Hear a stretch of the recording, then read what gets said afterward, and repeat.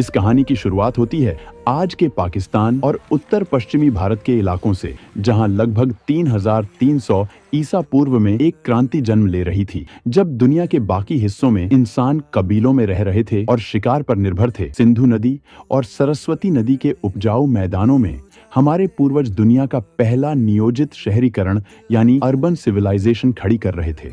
यह सभ्यता 10 लाख वर्ग किलोमीटर से भी ज्यादा इलाके में फैली थी, जो उस समय के मिस्र और मेसोपोटामिया की सभ्यताओं को अगर मिला दिया जाए तो उससे भी बड़ी थी।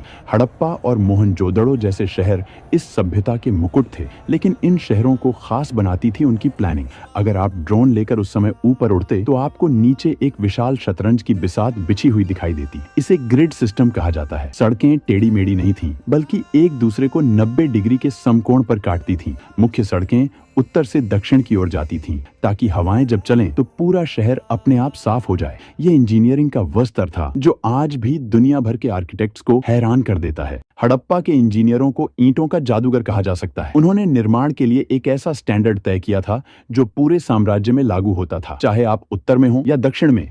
हर जगह ईंटों का अनुपात बिल्कुल एक जैसा था। यह समानता इस बात का सबसे बड़ा सबूत है कि 5000 साल पहले भी एक मजबूत केंद्रीय प्रशासन था जो इन मानकों को सख्ती से लागू करता था। घरों की बनावट भी कमाल की थी। मुख्य सड़क पर होने वाले शोर और धूल से बचने के लिए घरों के दरवाजे मुख्य सड़क की बजाय पीछे की गलियों में खुलते थे। लगभग हर घर में एक आंगन था, रसोई थी और सबसे चौंकाने वाली बात, एक निजी स्नानागार और टॉयलेट था। दीवारें इतनी मोटी बनाई जाती थीं कि गर्मियों में भी घर के अंदर ठंडक बनी रहे। यह वास्तुकला की वो समझ थी जो बताती है कि वे आराम और विज्ञान दोनों को महत्व देते थे। मोहनजोदड़ो के खंडहरों के बीचों बीच एक संरचना ऐसी है जो आज भी हमें विस्मित करती है, द ग्रेट बाथ या विशाल स्नानागार। यह लगभग 39 फीट लंबा और 23 फीट चौड़ा है। फीट चौड़ा एक जलकुंड था। इसकी इंजीनियरिंग बेमिसाल है। पानी रिसकर बाहर न जाए, इसके लिए ईंटों को जमाने में जिप्सम के गारे का इस्तेमाल किया गया और उसके ऊपर बिटुमेन यानी प्राकृतिक तारकोल की एक मोटी परत चढ़ाई गई।